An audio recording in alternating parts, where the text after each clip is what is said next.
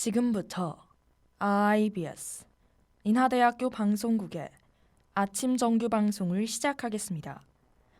인하대학교 방송국은 본 대학의 이념과 전통을 수호하며 방송을 통해 인하인의 올바른 여론을 대변하고 대학 문화의 창달자로서의 임무를 다하고 있습니다. 아침 신문 브리핑입니다.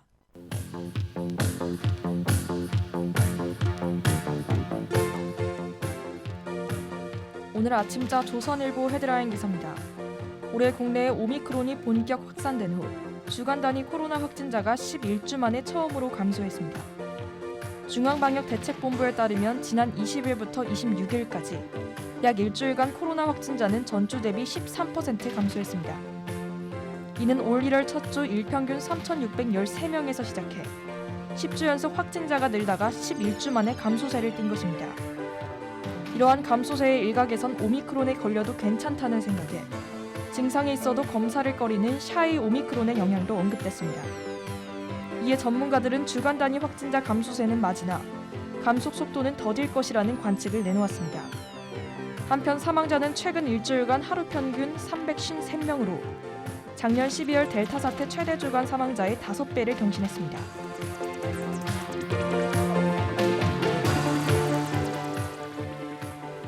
오늘 아침자 중앙일보 경제면 기사입니다.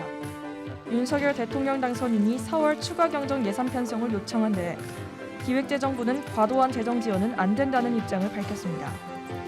대통령직 인수위원회는 지난 24일 기획재정부로부터 업무 보고를 받으며 소상공인의 손실보상을 위한 추경안 준비를 요청했습니다.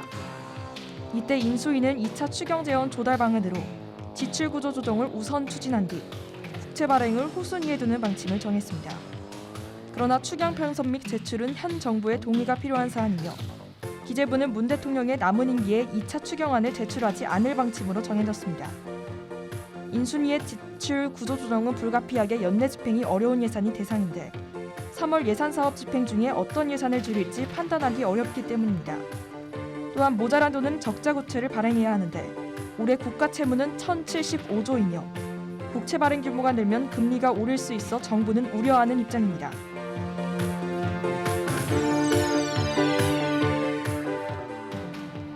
오늘 아침자 한겨레 헤드라인 기사입니다. 이준석 국민의힘 대표가 장애인 이동권 시위를 두고 부조리나 무리한 요구로 표현해 논란을 빚고 있습니다. 이 대표는 27일 자신의 페이스북에 전국 장애인 차별철폐연대는 서울 시민을 볼모 삼아 무리한 요구를 할 수 있다는 아집을 버려야 한다고 밝혔습니다. 이때 연일 볼모, 인질 등의 표현을 쓰며 이동권 보장 시위를 비난한 것을 두고 전형적인 혐오 발언이라는 지적이 나오고 있습니다. 김혜연 장애인권 법센터 변호사는 시위하는 장애인들을 이기적이라고 몰아가 사회에서 고립시키겠다는 의도로 보인다며 명백한 혐오 발언이라고 비판했습니다. 또 장애인 단체가 지금까지 20여 년 넘게 이동권 보장을 요구하며 지하철 시위를 해온 것을 정파적으로 이용했다는 지적도 나옵니다. 한편 척수장애인인 최혜영 더불어민주당 의원은 장애인 단체 시위로 인한 시민의 불편과 갈등은 정치적 소재가 아닌 해결할 과업이라고 전했습니다. 지금까지 아침 신문 브리핑에 박사연이었습니다.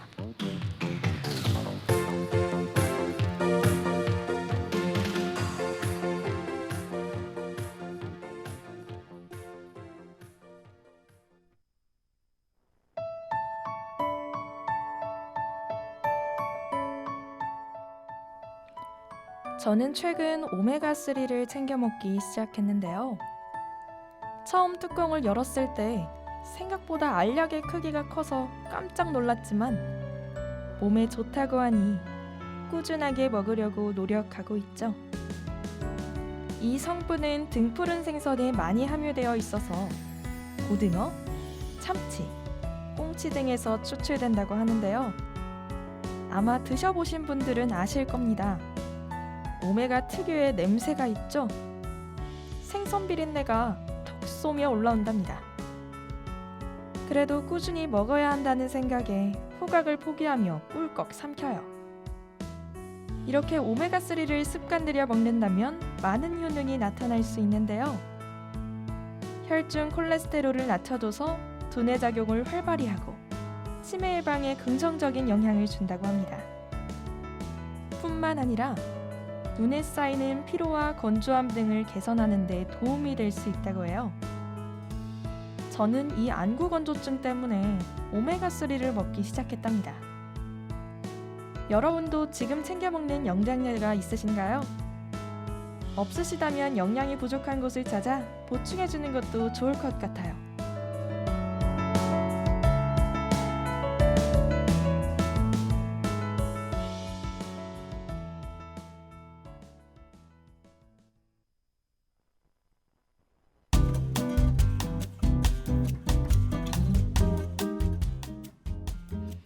인류에게 기쁨을 주는 존재에 무엇이 있는지 물으면 그 어디에서도 단연코 빠질 수 없는 것, 음식.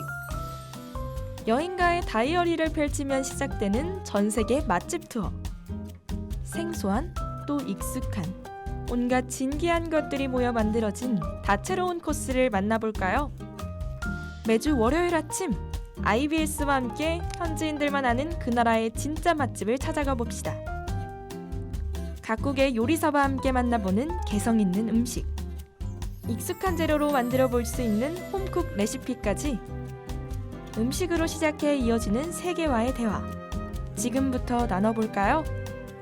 마이푸드 다이어리 바로 시작합니다.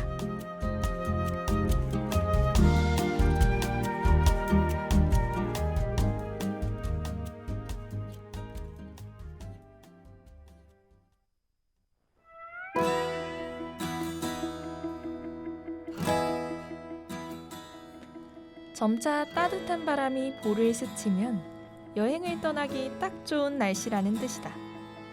그래서 난 와플과 초콜릿의 나라 벨기에에 드디어 발을 내디뎠다.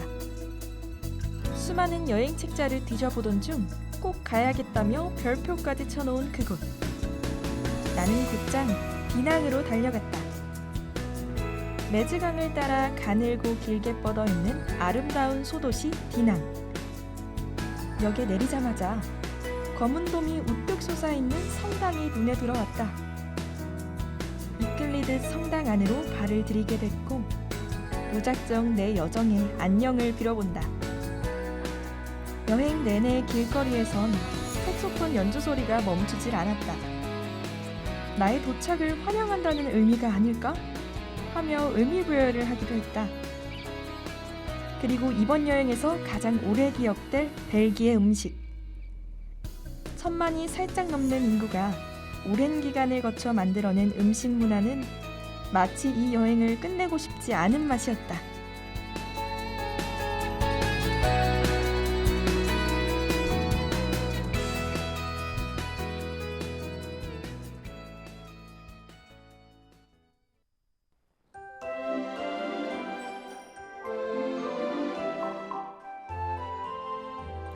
어서오세요, 손님. 편한 자리로 앉으시면 됩니다. 주문 도와드릴까요? 벨기에 음식에 대해서는 잘 몰라서요. 셰프님이 추천해 주시는 걸로 주문해도 될까요? 물론이죠. 마침 저희 레스토랑에 손님에게 딱 맞는 간단 코스 요리가 있습니다. 이 코스의 메인 메뉴로는 홍합이 주재료로 들어간 물르가 준비되어 있어요. 그렇게 생소하지 않은 맛이라 한국인 입맛에도 충분히 맞을 거라고 생각합니다. 거기다 벨기에에 왔다면 꼭 먹어봐야 할 맥주 또한 포함되어 있으니 전혀 아쉽지 않은 코스 요리라 자부합니다. 그 다음 디저트로는 브리셀 와플이 준비되어 있습니다. 벨기에식 와플로 여러 가지 다양한 토핑들 덕분에 입속이 행복해지는 시간이 되실 수 있을 것 같아요. 그럼 지금부터 저희가 준비한 벨기에 음식 즐겨보시겠어요?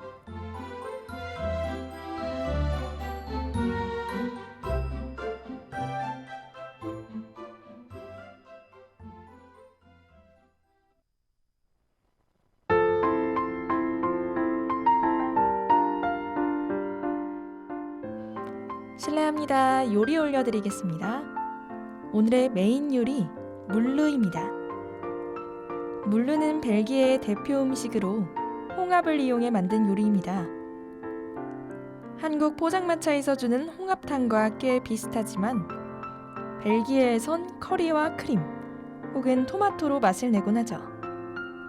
저희 레스토랑은 토마토 소스를 사용해 남부식으로 조리해봤습니다. 홍합엔 각종 몸에 좋은 성분들이 많이 들어있다고 하는데요. 평소 체력이 약하시다면 오늘 이 물류를 든든히 드시고 원기 회복하시면 좋을 것 같습니다. 그리고 이 요리에 잘 어울릴 맥주 한 잔 준비해드릴까 하는데요. 벨기에는 맥주가 참 다양하고 유명해서 손님 입맛대로 고르실 수 있다는 장점이 있습니다. 어떤 스타일을 선호하시나요? 저는 과일향이 나는 맥주를 좋아하는 것 같아요. 그럼 벨기에에서 유명한 체리 맥주인 크릭 준비해드리겠습니다. 물르를 먹다 살짝 물릴 때쯤 크릭 한 입 시원하게 들이켜보시면 한국의 치맥과 같이 환상의 조합을 느낄 수 있을 거예요.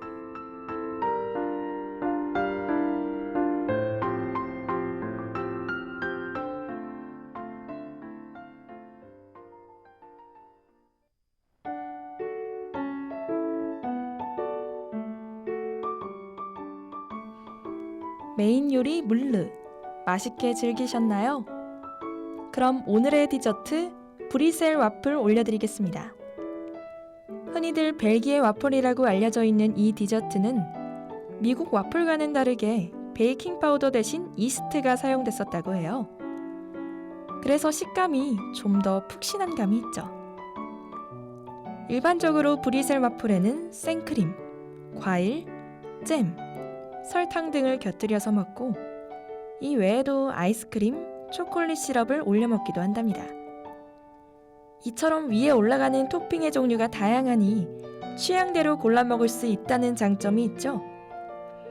저희 레스토랑은 토핑으로 아이스크림, 초콜릿과 오렌지잼, 생과일과 생크림 준비해봤습니다.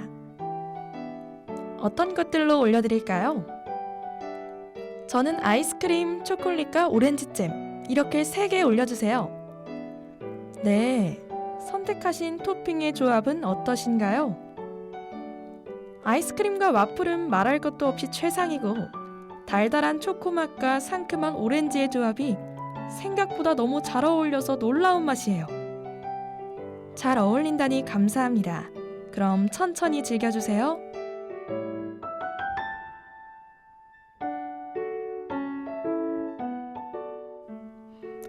오늘 저희가 준비한 요리는 여기까지입니다. 벨기에의 맛이 손님의 입속에 오랫동안 남아 추억으로 간직됐으면 하는 바람입니다. 저희 레스토랑을 방문해 주셔서 감사드리고 행복한 여행 되시길 바랍니다. 안녕히 가세요.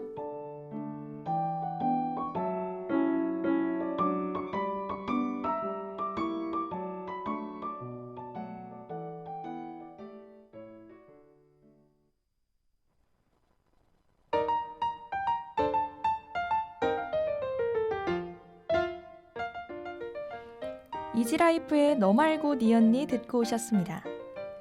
그때 여행에서의 맛을 그대로, 여행 때 기분을 다시 내고 싶다면 여기로 모여주세요. IBS와 함께하는 글로벌 홈쿡 시간입니다. 오늘은 벨기에식 소고기 스튜 레시피를 준비해봤는데요. 맥주가 유명한 나라 벨기에에서 색다르게 맥주를 이용하는 모습 보여드리겠습니다.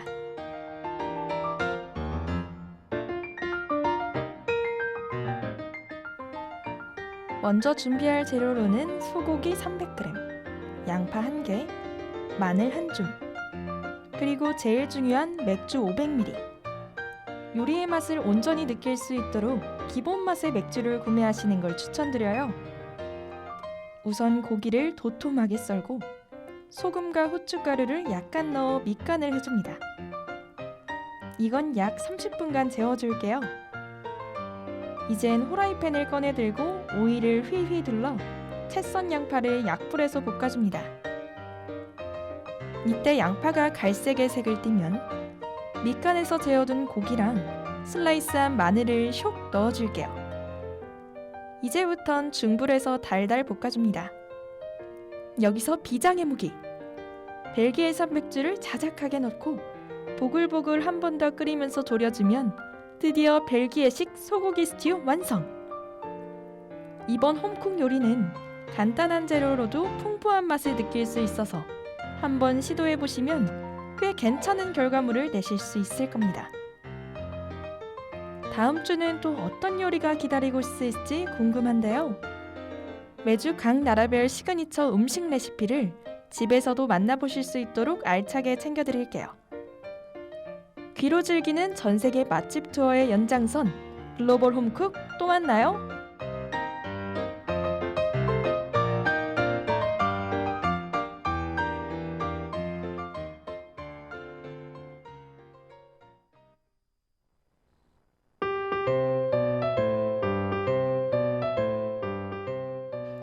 여러분, 오늘 함께한 음식 여행 어떠셨나요? 톡톡 튀는 요리들의 매력에 반하진 않으셨나요? 단순히 먹는 것 이상의 기쁨을 담고 있는 현지의 음식들. 앞으로도 특색 있고 멋스러운 음식으로 마이푸드 다이어리는 다시 돌아올게요. 그럼 윤딴딴의 네가 보고 싶은 밤 들으면서 월요일 아침 방송 마칩니다. 다음 여행 때 뵐게요.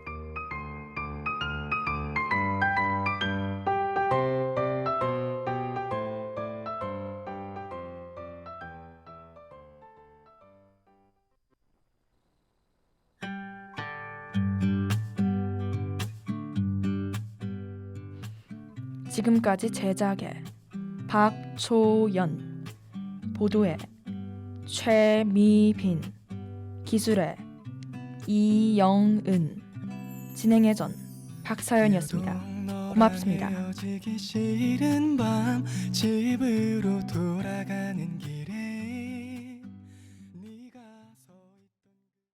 지금까지 여러분께서는 IBS 인하대학교 방송국의 아침 정규 방송을 들으셨습니다.